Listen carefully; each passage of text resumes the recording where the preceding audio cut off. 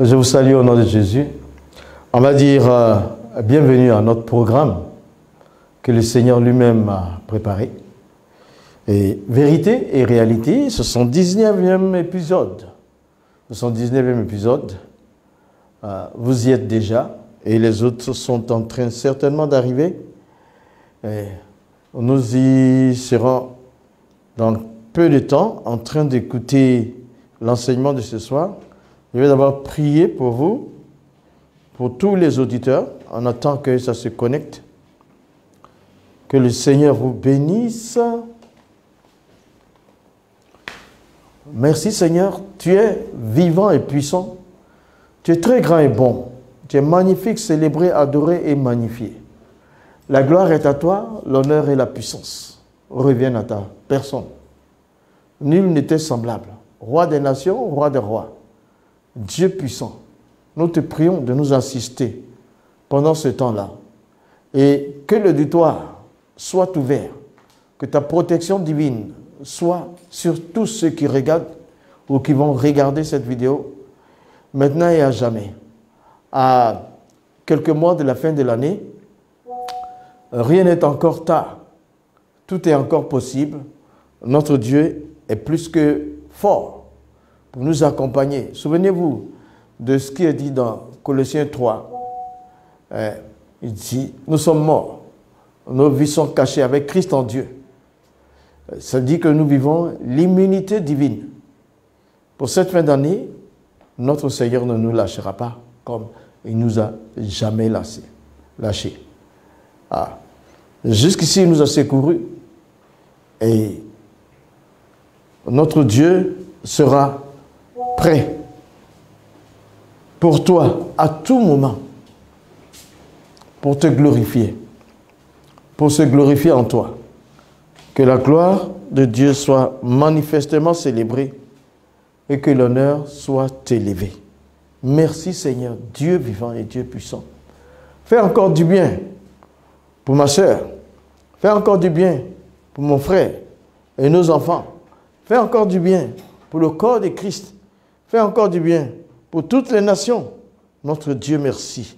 Les temps sont graves, les temps sont durs et mauvais, mais notre Dieu est bon et particulièrement, il nous assiste pendant ces moments difficiles.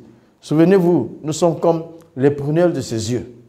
Il ne nous lâchera pas entre la main d'un quelconque prédateur. Seigneur, merci. Au nom de Jésus. Amen. Pendant que les gens arrivent, se connectent, je peux dire que ce programme sera conduit par le Seigneur Jésus lui-même, par son Saint-Esprit, et aussi avec l'intercession de mon épouse, la plus belle, Maïmouna. Sans oublier la grande famille, la bonne voie, la voie qui mène tout droit au ciel. Cette grande famille et qui nous aide à produire ces émissions, cette vidéo-là. Ici sur le plateau, vous avez des servantes et des serviteurs de Dieu consacrés à l'œuvre de l'Éternel. Merci aussi, nous n'allons pas oublier nos collaborateurs, Royaume, Vie, Média et Radio JLC. Nous saluons les responsables pour le travail qu'ils abattent. Maintenant, voilà déjà la femme riche, Amélie, Armel Nanou, Fadiyou, Simongo Touré, depuis Tafiré, depuis... voilà. Simongo Touré, cet homme a un grand témoignage.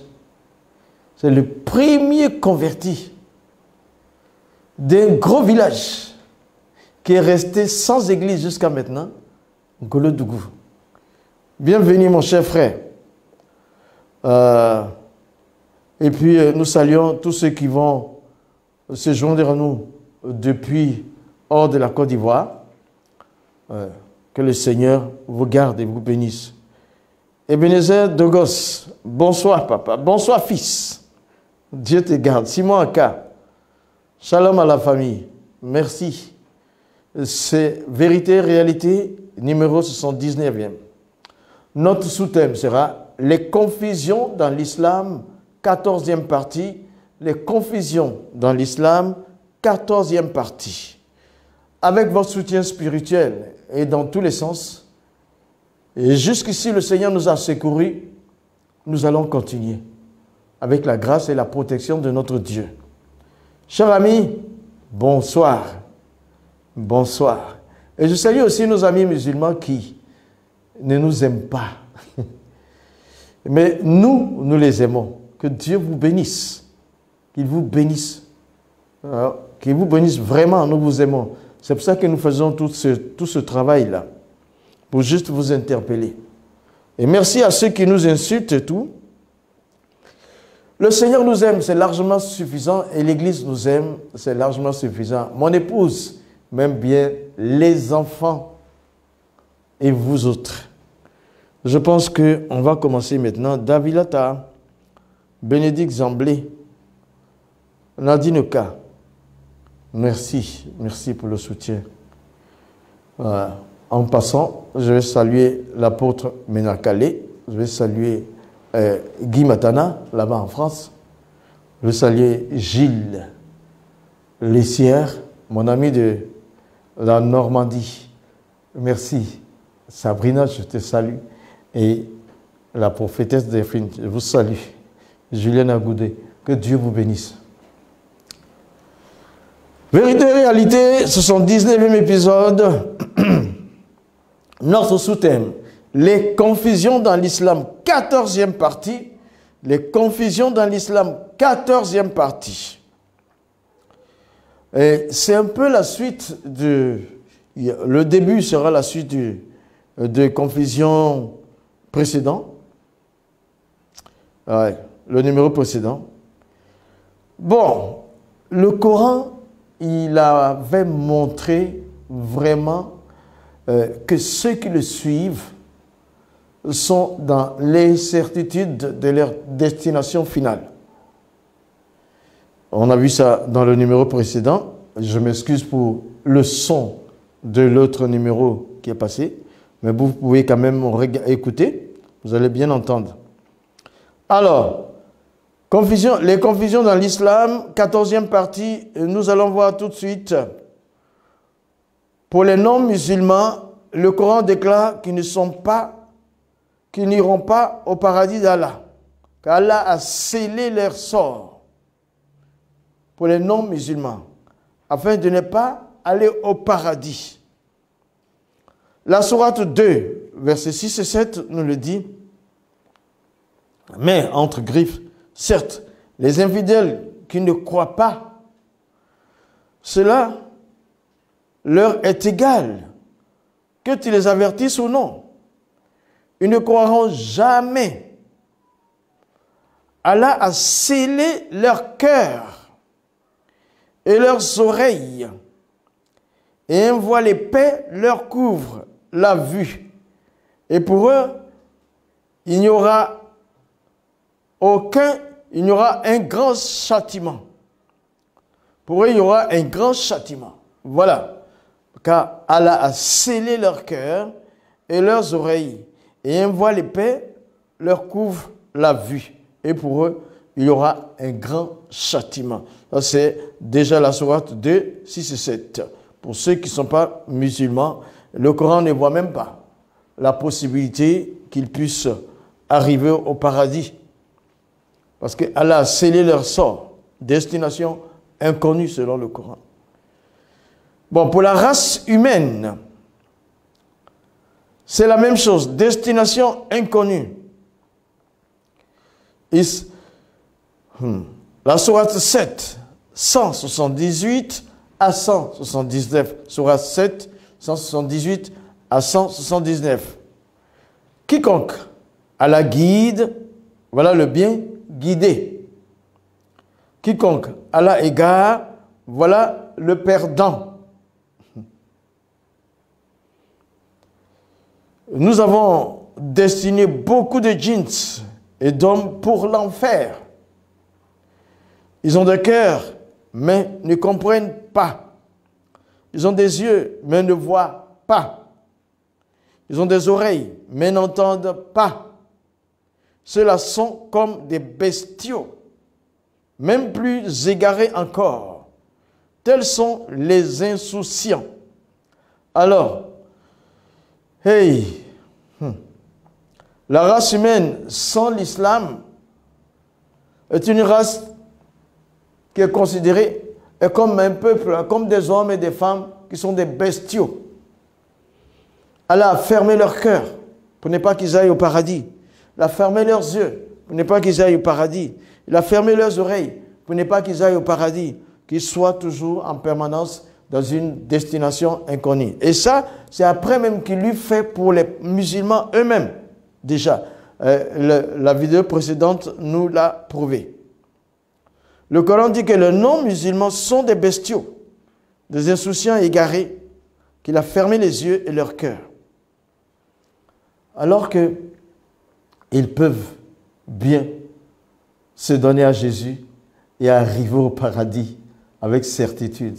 Là, ceux qui se donnent à Jésus ne passeront pas par l'épreuve de la balance. Parce que Christ est mort. Bien plus il est ressuscité. Bien plus il est assis à la droite du Père. Bien plus il intercède pour nous. Aujourd'hui, grâce soit rendue à notre Dieu, que je sois là, moi. J'étais parmi ceux qui étaient dans une destination inconnue. Toi, frère musulman, ami musulman, je te conseille de quitter, de sortir de là.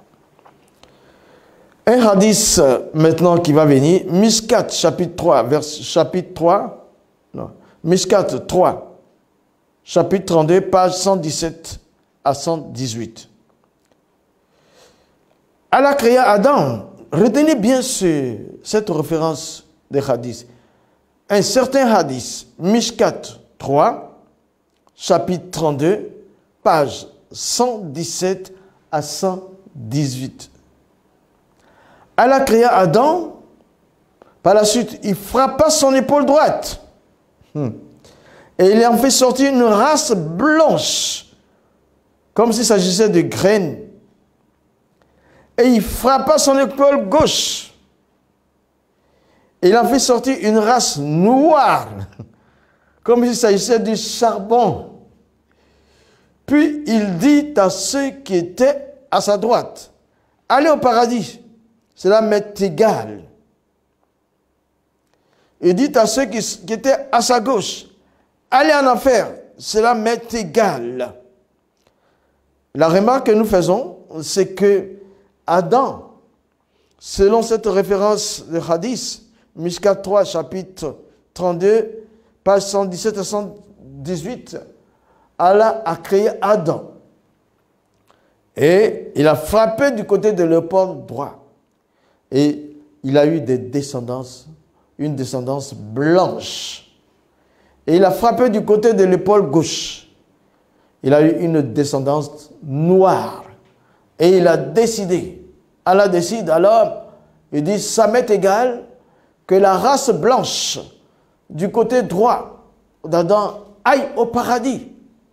Il dit, ça m'est égal que la race noire du côté gauche d'Adam aille en enfer. Ça m'est égal. Ça m'est égal. Ça m'est égal, dit Allah. Oh, mon Dieu a dit, Dieu a tant aimé le monde qu'il a envoyé Jésus pour que quiconque croit en lui puisse avoir la vie éternelle. Mais le Dieu de l'islam, cher ami musulman, il dit ça lui est égal qu'un noir aille en enfer. Ça lui est égal qu'un noir soit condamné. Ça lui est égal qu'un blanc aille au paradis. Ça lui est égal qu'un blanc soit favorisé. Ce n'est pas moi qui le dis. Vraiment, il n'y a pas de discrimination. Je le dis, c'est ce qui est écrit, mon cher ami. Et la Bible nous dit, il n'y a ni grec ni juif. Tous ont besoin du salut éternel en Jésus-Christ. Allah, ça t'est égal, ça t'est égal. Où est ton amour? Oui, est un amour.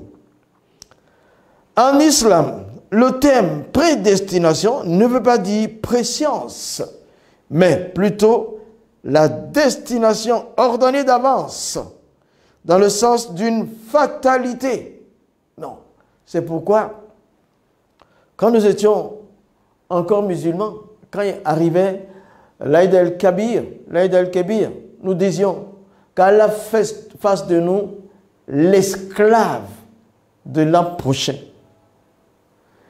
Et nous disions encore, si j'arrive devant la Midjan, si j'ai la faveur de la balance, gloire à Allah. Mais seul Allah le sait, Allah alam, c'est lui seul qui sait. Ben, Inch'Allah, j'aurai. Allahu alam, c'est Allah seul qui sait. Alors que de mon vivant jusqu'à 35 ans, je ne savais pas. Parce que Allahu alam, Allah seul sait. Ou moi, je passerai l'éternité, et moi, je ne sais rien, je ne savais rien. J'ai décidé alors de savoir où je passerai l'éternité. Et Jésus a dit, en vérité, je vous le dis, celui qui écoute ma parole et qui croit en celui qui m'a envoyé, a la vie éternelle. Parce que Jésus s'est fait homme. La parole de Dieu a pris une forme humaine et a répondu à la mission du Père. Je m'avais sauvé les perdus. Il dit, celui qui croit à ma parole, à la vie éternelle, il ne viendra pas en jugement, mais il sera passé de la mort à la vie. Il dit, Christ a souffert une seule fois pour les péchés, lui juste pour des injustes, afin de nous amener à Dieu. Il a été mis à mort quant à la chair, mais rendu vivant quant à l'esprit. Ça c'est 1 Pierre 3, 18. L'autre c'était Jean 5, 24. Et Jean 5, 25, il dit, les morts entendront la voix du Fils de Dieu et ils viendront. Celui qu'on appelle le Fils de Dieu, ce n'est pas que Dieu a pris une femme pour avoir un enfant. C'est Dieu lui-même qui a dit, depuis le ciel, Jésus sortant des eaux des baptêmes, il a dit, celui-ci est mon Fils en qui j'ai mis toute mon affection. Et ça, c'était la parole de Dieu devenu un homme. C'est pourquoi Jacques 1, 17 nous dit, toute excellence, toute grâce, excellence et tout don parfait descend d'en haut, du Père des Lumières, chez lequel il n'y a ni changement, ni ombre de variation. Le Dieu, mon cher ami, viens à Christ. Notre Dieu ne varie pas, ne change pas. Il est le Père de lumière. Il ne change pas, il est le même, hier, aujourd'hui, éternellement. Il ne change pas, il sauve, il n'égare pas. Ok. On va continuer. Il est intolérable de dissimuler des fautes pour protéger l'image d'un livre, d'un prophète, ou même d'une religion et de ses dirigeants. Tout cela fait que la destination finale des musulmans est incertaine. Jésus est mieux pour l'assurance de ton salut. Jésus est mieux Jésus est mieux. Pour la transformation de ta vie, Jésus est mieux. Jésus est mieux. Il peut, c'est lui qui est mieux pour faire ça. Pour le pardon de tes péchés, Jésus est encore mieux. Il est le spécialiste dans ce domaine-là. Bon. Deuxième confusion, c'est la sourate Al-Hijr. 15e sourate, donc, verset 9. En vérité, c'est nous qui avons fait descendre le Coran et c'est nous qui en sommes gardiens. La deuxième confusion de l'islam, je vous explique quelques versets qui disent que Allah surveille sa parole. Il garde sa parole. Donc, Al-Hijr, 15e sourate, verset 9. Al-Hijr, c'est la 15e sourate, verset 9.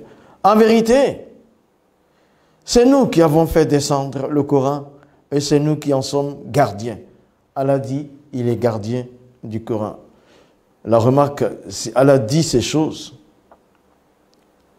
C'est lui qui a fait descendre le Coran et c'est lui qui en est le gardien. A-t-il vraiment gardé le Coran? Allons voir la 6e sourate Al-An'am, verset 34. Certes, des messagers avant toi, Mohammed, ont été traités de menteurs. Ils endurèrent alors avec constance d'être traités de menteurs et d'être persécutés jusqu'à ce que notre secours leur vînt. Et nul ne peut changer les paroles d'Allah. Il t'est déjà parvenu une partie de l'histoire des envoyés. Alors, je sais, c'est très bien dit, très bien dit, très bien dit. Normalement, une divinité, un Dieu, Dieu créateur de l'univers, il veille sur sa parole. C'est ce qu'il a dit à Jérémie. Je veille sur ma parole pour accomplir. Si Allah est vraiment Dieu, il doit veiller sur sa parole. Logiquement, hein? Mais regardons un hadith, Sunan Ibn Majah. Sunan Ibn Majah, il va nous donner une indication. 1934, Sunan Ibn Majah, 1934. Aïcha, la préférée des épouses de Mohammed, dit, nous avons envoyé 2 versets qui étaient sous mon matelas. Le verset qui concerne la lapidation et ce qui parle de téter les seins des hommes adultes 10 fois. Ça, on va revenir dans Vérité, Réalité prochain. On va venir dessus. Et au moment où le messager d'Allah est mort, nous étions occupés. Un oiseau est venu, les a enlevés, et un mouton a mangé ces versets-là. Vous savez, le hadith, c'est Sunan Ibn Majah, 1934, qui rapporte que Aïcha a dit, il y avait 2 versets qui ne sont plus là. Le verset de la lapidation était sous le matelas, était chez Aïcha. Et le verset où ce qui ne breast, embrasser les seins d'un adulte. On va revenir sur ça. Ce verset-là, ces 2 versets étaient là pendant qu'ils étaient occupés à entretenir le corps du prophète de l'islam. Il y a un oiseau qui est venu prendre aussi et une chèvre à manger. Et ces versets ne sont plus là. Allah n'a pas pu conserver sa parole. Donc le verset de lapidation n'est plus dans le Coran. Regardons maintenant une scène. C'est la grande confusion. C'est la grande confusion. Comment un mouton, un oiseau peuvent venir prendre la parole de Dieu? Les amis, je veux un peu insister à ça. Chers amis musulmans, les oiseaux qui viennent, qui prennent un verset, allez, ça va avec. Pendant que le prophète est mort et qu'on s'occupe de son corps, il y a une chèvre qui rentre dans la chambre d'Aïcha. Et puis regardez, hein, il soulève le coussin, comme s'il savait. Une chèvre dirigée. Ben, excusez-moi. Mais non, c'est invraisemblable. La chèvre, ça va prendre les versets qui concernaient la lapidation. Je vous ai parlé dans une vidéo. C'est parce que Aïcha elle-même avait été adultère et qu'elle devait être lapidée. Donc, ce verset était sorti. Et après la mort du prophète de l'islam, elle a caché. Elle a caché.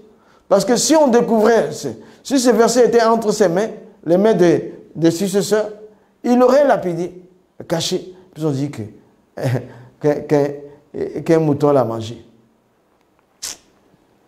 Non, sérieux. Allah n'a pas pu surveiller ce mouton. Encore moins cet oiseau qui est venu aussi, qui s'en va sous le matelas, sous l'oreiller, et qui enlève le verset qui concerne sucking the breast. Sucer les seins d'un adulte. Alors, allons voir au paradis. Qu'est-ce que le paradis selon l'islam? Une petite partie, pas trop, une grande chose.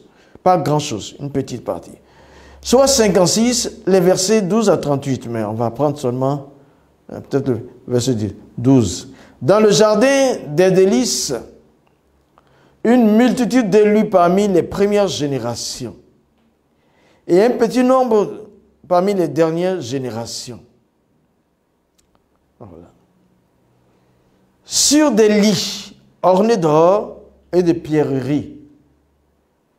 Ils s'y accoudant et se faisant face. Parmi eux circuleront des garçons éternellement jeunes, avec des coupes, des aiguillères et un verre rempli d'une liqueur de source qui ne leur provoquerait ni maux de tête, ni étourdissement, et des fruits de leur choix. Regardez ce qu'il dit. Je sais que l'islam n'aime pas l'homosexualité, officiellement. Mais dans le paradis, des élus qui se trouvent sur des lits ornés de pierreries, s'accoudant, se faisant face. Des élus qui se font face. Ils sont là, ils sont sur le lit pour se faire face. C'est quoi ils font? Ils font quoi? Et des jeunes gens qui seront là spécialement pour leur servir des liqueurs. On boit là-bas au paradis. Ici, ils ne boivent pas officiellement. Ah, ça c'est une grande confusion. Mais buvez, on va savoir que vous buvez. Hein? Des jeunes gens qui vont être là destinés à servir ceux qui se regardent. Ils sont là sur le lit, c'est regarder là. C'est regarder comment. Ils font face à face. Ils sont face à face. Sur le lit, ils sont face à face. Ils font quoi face à face? Des élus. On ne dit pas, ici là, le verset ne dit pas que ce sont des femmes. Je sais qu'il y a 70 vierges quelque part. Mais ici là, ce sont des élus. Des élus, on ne dit pas qu'ils sont féminins. Peut-être même des masculins, ils sont là sur le lit, ils se regardent. Ils se font face à face. Pourquoi? Il y a les 70 vierges ailleurs.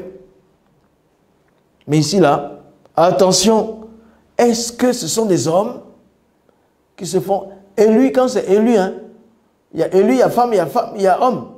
Des élus. Ce n'est pas précisé ici. C'est l'autre côté qu'on dit des houris au sein nu. Voilà, dans le paradis, il y a ça qui attend. Mais je signale que ici, là, c'est confus. Qui sont ce sont des masculins ou des féminins qui se mettent là, qui s'accoudent sur le lit et se font servir des liqueurs par des jeunes gens qui sont éternellement... Ah, moi, ce n'est pas moi qui vais dire. Mais pourquoi? Ça peut être des hommes aussi. C'est une confusion. Confusion. Ça, c'est la troisième confusion. La quatrième confusion aujourd'hui, c'est Muhammad. Muhammad, il n'a pas été correct avec le genre féminin. Il avait des butins d'esclaves, des esclaves qui étaient des butins, des femmes qu'il prenait. Il avait plein de femmes, plein de concubines et tout ça. Ok, c'est pas grave.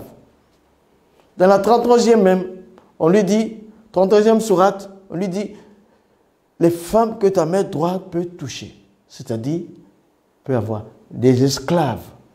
Il pouvait coucher avec elles. Mais ici, je veux faire remarquer un acte d'infidélité à l'égard de sa femme. Hasfa, la sourate 66. Ô prophète, pourquoi en cherchant l'agrément de tes femmes, t'interdis-tu ce que Allah a rendu licite? Et Allah est pardonneur, très miséricordieux. Ici, le contexte, regardez, je vais relire. Soit 66.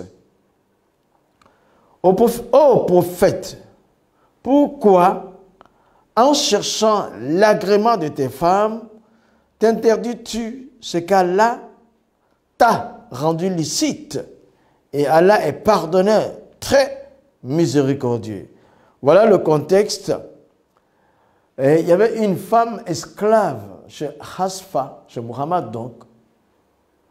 Et Muhammad, un jour, Hasfa, sa femme, l'une de ses femmes, revient, entre et surprend Muhammad au lit avec l'esclave.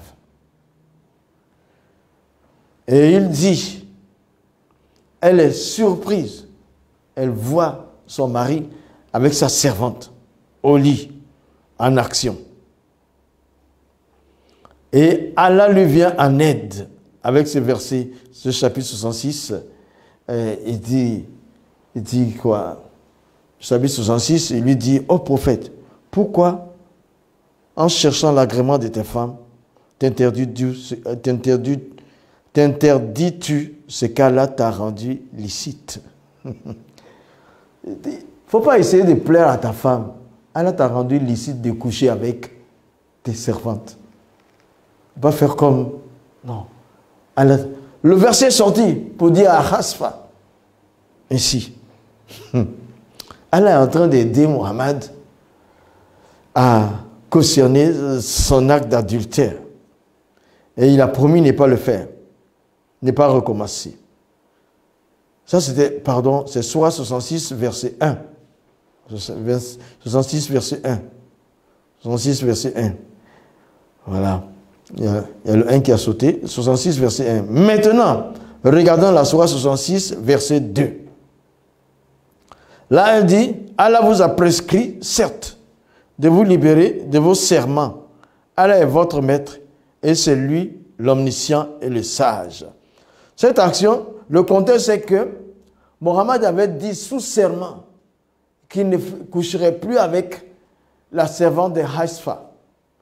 Mais Hasfa est venu le resurprendre avec la même servante. Elle dit, tu as recommencé. Tu avais donné ta parole. C'était sous serment. Alors Mohammed a cité le verset. Allah lui fait la révélation sur le coup. 66e sourate, verset 2. Allah vous a prescrit, certes, de vous libérer de vos serments. Allah est votre maître et c'est lui l'omniscient, le sage. Aïe! Allah aide Mohammed. Quelle confusion. Allah va aider son prophète pour être injuste à l'égard de ses femmes, pour être adultère à l'égard de ses femmes. Chers amis musulmans, c'est pourquoi il ne faut pas rester dans l'islam. Viens à Christ. Parce qu'en faisant ces choses-là, tu risques de te retrouver en enfer. L'adultère n'est pas recommandé en Christ. Et maintenant, on va voir Mohammed qui rançonne les Juifs à Médine. C'est la grande confusion. À Médine, il est parti de la Mecque, arrivé à Médine, il s'est imposé. Mais les Juifs de la diaspora étaient là, des grands commerçants, ils avaient de l'argent. Mohammed avait une troupe, il avait besoin de les nourrir. Alors il rançonnait, soit il attaquait les caravanes, soit il rançonnait les gens. Cette tribu juive, le nom a échappé. Alors regardons sourate Al-Imran. C'est la sourate 3, verset 181. Al-Imran, sourate 3, donc, verset 181. Allah a certainement entendu la parole de ceux qui ont dit « Allah est pauvre et nous, nous sommes riches. Nous enregistrons leurs paroles ainsi que leurs meurtres sans droit. » Mohammed est donc allé trouver les Juifs. « Donnez-moi de l'argent, prêtez-moi de l'argent pour que je puisse... » Il n'a pas dit la raison, mais les Juifs riches, là, donnez-moi de l'argent. Alors, ils ont dit, mais nous sommes plus riches que ton Allah, ton Dieu. Et c'est la réponse. Alors la sourate 3, 181 est arrivée en même temps. Allah a certainement entendu les paroles de ceux qui ont dit, Allah est pauvre et nous sommes riches. Nous enregistrons les paroles, ainsi que leurs meurtres sans droit. Bon, voilà le contexte dans lequel c'est arrivé. Le Coran arrive de façon circonstancielle. Alors, ça continue par dire, et nous leur dirons, goûtez le châtiment de la fournaise aux Juifs qui n'ont pas donné leur argent. Ils ont travaillé, ils ont eu leur argent.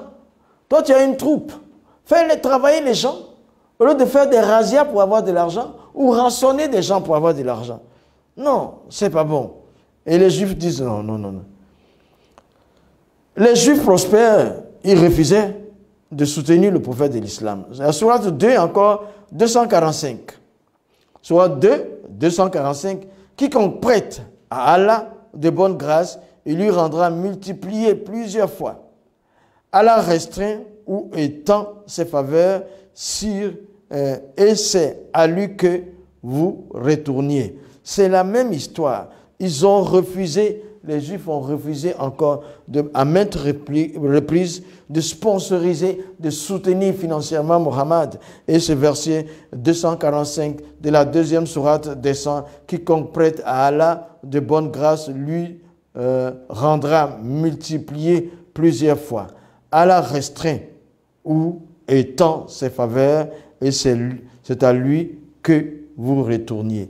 Le verset est venu dire que pour un peu, c'est comme si c'est pour séduire les Juifs. Quiconque prête à Allah va avoir son argent multiplié. Or, Mohammed, il ne voulait pas donner. Les Juifs se moquaient de lui, disant, nous sommes plus riches que ton Allah. Sourate 5, 12. Sourate 5, verset 12.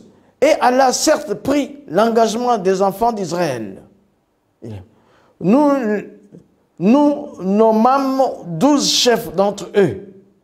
Et Allah dit, je suis avec vous, pourvu que vous accomplissiez la salat, acquittez la zakat, et croyez en mes messagers, et les aidiez, et faisiez en Allah un bon prêt.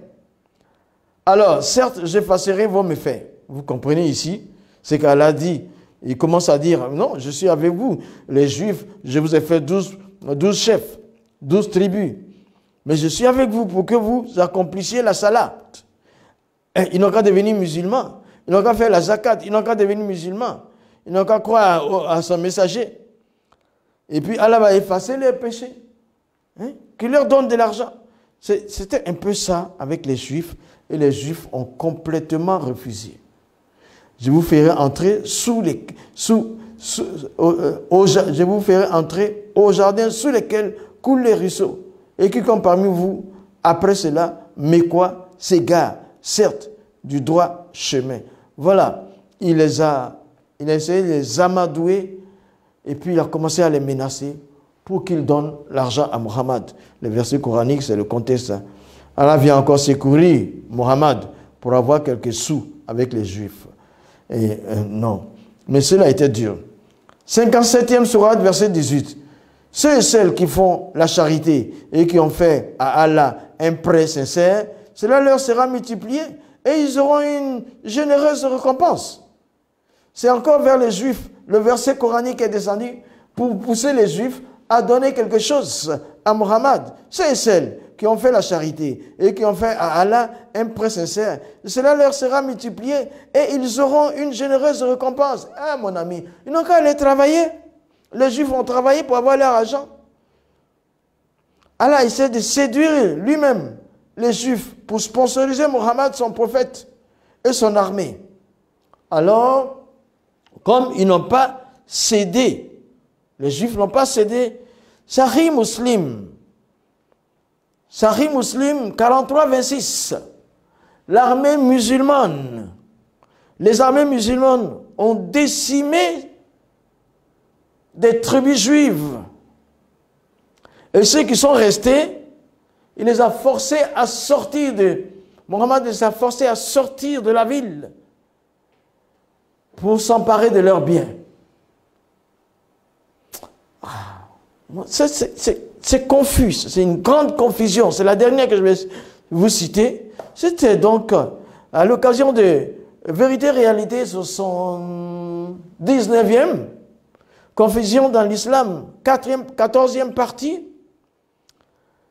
C'est une grande confusion. Au lieu que le Dieu de l'islam encourage les gens pour travailler et gagner leur pain, le prophète de l'islam, il cautionne le prophète de l'islam qui force les autres à avoir leurs biens pour sponsoriser son armée. Et en plus, quand ils n'ont pas cédé, il les a brutalisés, il en a tué et il s'est emparé des biens. Les survivants ont été bannis de la ville et les musulmans d'alors ont récupéré les biens, les esclaves, les femmes et tout le butin. Chers amis musulmans, on va dire que c'est du passé, mais c'est coranique, c'est islamique. Je t'en supplie. Et nous sommes dans les livres saints. Moi, je n'ai rien inventé. Les références sont là. Il faut aller chercher toi-même. Abandonne l'islam. Viens à Christ. Et la Bible dit, celui qui ne travaille pas ne mange pas. Viens à Jésus. Ton âme sera sauvée. Il n'y a pas de confusion avec Christ. En quoi que ce soit. Nous vous aimons, chers amis musulmans. C'est pourquoi nous sortons tous ces hadiths-là. Moi, je n'ai rien inventé. Ils sont écrits. Allez consulter. Allez consulter. Faites vous-même vos recherches. Si vous voulez, maintenant je suis immunisé. Plus vous m'insultez, plus j'ai envie de trouver la chose qui va vous sauver. J'ai envie de trouver ce qui va vous éjecter de l'islam. Jésus vous accueille, bras ouverts, pour aller au ciel. Hein? Je vais clore. Vérité et réalité, 79e épisode. Les confessions dans l'islam, 14e partie, sur ces mots-là. Amis musulmans, viens à Christ, ton âme sera sauvée. Toi aussi, cher frère en Christ, regarde ces références-là. Nous faisons ces vidéos-là pour votre édification, afin qu'ensemble, nous partions avec de l'appui pour partager l'amour de Christ à nos frères musulmans. Ne restez pas dans votre coin. Sortez des zones de confort. Allons leur apporter la bonne nouvelle pour sauver leurs âmes. Merci Seigneur. Merci Seigneur. Merci à tous ceux qui nous regardent. Merci à tous ceux qui intercèdent pour nous. Merci à tous les jeunes qui sont là avec moi dans le studio. Merci à la plus belle, Maïmouna, mon épouse, qui en ce moment est à genoux en train d'intercéder. Merci, merci au peuple de Dieu. Merci à l'Église. Que Dieu vous bénisse, chers amis musulmans. Nous sommes ensemble pour encore partager d'autres vidéos. Que le Seigneur vous garde. Shalom.